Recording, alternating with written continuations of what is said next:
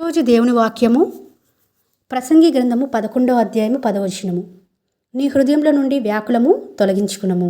మరి హృదయంలో వ్యాకులం ఎందుకు వస్తుందంటే అండి, మనము ప్రత్యేకించబడిన వారము, దేవుని చేత పిలువబడిన వారము, దేవుని చేత మరి నడిపింపబడే వారమైన మనము ఈ లోకంలో యథార్థంగా నీతి మార్గంలో భక్తి మార్గంలో జీవిస్తున్నప్పుడు లోకం మనల్ని ద్వేషిస్తూ ఉంటుంది. లోకం మనల్ని ద్వేషిస్తున్నప్పుడు మనకి హృదయంలో వ్యాకులం వస్తుంది. అంటే మనకు కుటుంబంలో కానీ వ్యక్తిగతంగా కానీ ఏదైనా మనము జరగకూడదు జరిగినా లేకపోతే జరగబోతున్న భయం కలిగినా అప్పుడు మనకు వ్యాకులం వస్తుంది. వ్యాకులం అంటే ఆందోళన, కలవరము, టెన్షన్ వస్తుంది. మనం చేస్తున్న పని మీద కాన్సన్ట్రేషన్ చేయలేమండి. మరి అప్పుడు ఎలా తొలగించుకోవాలి వ్యాకులముని అని దేవుడు చెప్తున్నాడంటే, ఈ రోజున ఒక ఎగ్జాంపుల్గా ఒక స్త్రీని చూస్తే ఆమె గనురాలైన స్త్రీ అట. గనురాలైన స్త్రీ తను ఎంతో వ్యాకుల పడుతూ వచ్చింది. దైవజనుడైన ఎలీషా దగ్గరికి వెళ్తూ వచ్చింది. ఈ స్త్రీ గురించి మనకందరికీ సుపరిచితమే కదండి. దైవజనుడైన ఎలీషా ప్రతిసారి ఆ పట్టణానికి వచ్చినప్పుడు ఆమె ఆతిథ్యం ఇవ్వడం చూస్తున్నాము. తన భర్తను ఒప్పించి మరి మేడ మీద ఒక గది కట్టించడము, మంచం, బల్ల, పీట, దీపస్తంభం ఇవన్నీ ఏర్పాటు చేసి ఆతిథ్యం ఇస్తూ వచ్చింది కదండి. వాటన్నిటిని బట్టి ఎలీషా తనకు మరి ఏమి లోటుందో గెహజీ ద్వారా తెలుసుకొని ఆ లోటును పూడ్చడం మనకందరికీ సుపరిచితమే. సంతానలేమిని తీసివేశాడు.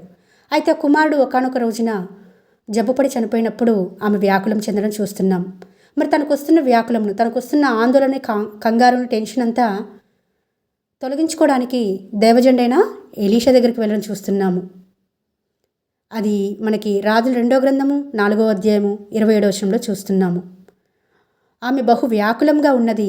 యెహోవా ఆ సంగతి నాకు తెలియజేయక మరుగు చేసెను, ఆమె జోలికి పోవద్దని మరి గెహజీకి ఎలీషా ఆజ్ఞాపించినట్లుగా చూస్తున్నాము. అంటే వ్యాకులం వచ్చినప్పుడు ఈ గనురాలైన స్త్రీ దైవజనుడి దగ్గరికి వెళ్తుందండి. ఇక్కడ ఎలీషాని మనము మరి దేవుని స్థానం ఉంచి ఆ స్త్రీ స్థానంలో మనం ఉంచుకున్నట్లయితే, ఊహించుకున్నట్లయితే మనము కూడా మనకు వస్తున్న వ్యాకులాన్ని తొలగించుకోవాలంటే దేవుని యొద్దకు వెళ్ళి మనం ప్రార్థించవలసిన వారిగా ఉంటున్నామని ఈ వృత్తాంతమంతయు మనకి బోధిస్తుంది. మరి మనకు వ్యాకులం వస్తున్నప్పుడు ఇక్కడ ఈ స్త్రీ వలె మనము నడుచుకుంటున్నామా? మనమే ఆ టెన్షన్ మన మీద వేసుకొని బాధపడుతూ దుఃఖపడుతూ దేవుని దగ్గరికి వెళ్ళకుండా ఇంకా టెన్షన్ ఫీల్ అవుతున్నామా? టెన్షన్స్ వచ్చినప్పుడు ఈ స్త్రీ మరి గెహజీ వచ్చినప్పటికీ అక్కడ సంతోషింపక ఎలీషా దగ్గరికి వెళ్ళి తన కుమారుని మళ్ళా బ్రతికించుకున్నట్లుగా చూస్తున్నాము. మరి మనకు వస్తున్న శోధలు, శ్రమలు, ఇరుకులు, ఇబ్బందులు కూడా వెళ్తున్నప్పుడు మన వ్యాకులం తొలగించుకోవడానికి దేవుని దగ్గరికి వెళ్ళి మొరపెట్టగలుగుతున్నామా? మొరపెట్టినప్పుడు మాత్రమే విడుదల వస్తుందండి.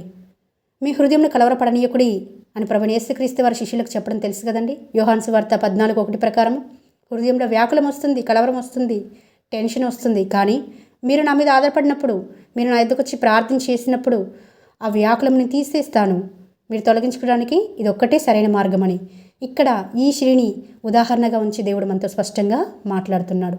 మన హృదయంలో వ్యాకులం వచ్చినప్పుడు తొలగించుకోవాలంటే ఒక్కటే ఒక మార్గము, అది దేవుని దగ్గరికి వెళ్ళి ప్రార్థించి విడుదల పొందడం మాత్రమే అని ప్రభు పేరట మనవి చేస్తున్నాను. ఆమేన్. అందరికీ ప్రైజ్ ది లార్డ్.